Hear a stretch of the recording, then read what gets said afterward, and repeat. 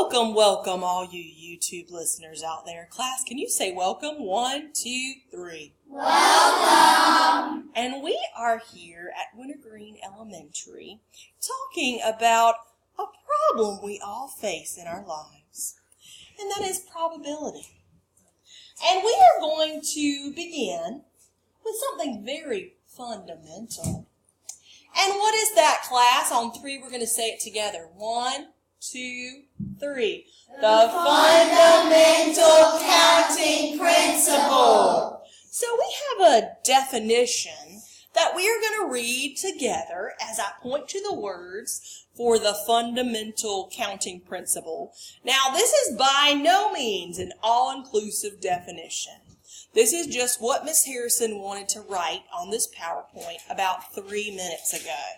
But this is what we're thinking, and all the class will be regurgitating their own thoughts about the definition that we have from the wonderful, illustrious Mr. Blanchard. Let's read this together as I point to the words. The fundamental counting principle is a means for finding total possible outcomes by multiplying choice at each level. Very good. So, what does that mean? Kiwi, will you share? You had a great definition. Read it loudly so my little speaker will pick up on it. The fundamental counting principle is a method used to help find all the possibilities there is in a certain segment. Very good. So it's like doing a tree. This is one example that I want to give you, and I don't think I can write on here. Ooh, I can. Pointer. Okay. All right. So, can I do like a word? Oh, I can't. So let's, all right. Circle and stuff. It's like a Notes? pointer. Hold on. I'm trying these notes. That won't work. Okay, well, when we actually do this for real, I want you to put numbers on your slide or figure out a way to write as you're working. But Miss Harrison uses the fundamental counting principle every day when she goes to what place?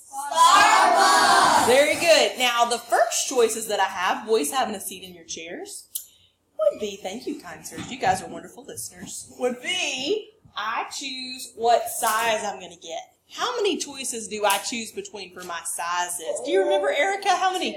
2. What are the 2 sizes that I might choose? One called Venti? and the other one's called Trenta. They're both Italian words, but Miss Harrison likes her coffee big, because I like to be like, wah! So I will pick one of those 2 choices. I'm probably not going to get a grande. That's too little for Miss Harrison. Miss Harrison likes that big, okay? So I've got these 2 choices of that. Then my choices for my creamer. How many choices would I have for my creamer, Liam? 3. Tell me those choices that I might choose. Do you remember? almond milk. Almond milk, very good. Creamer, right? Half and half? Yeah.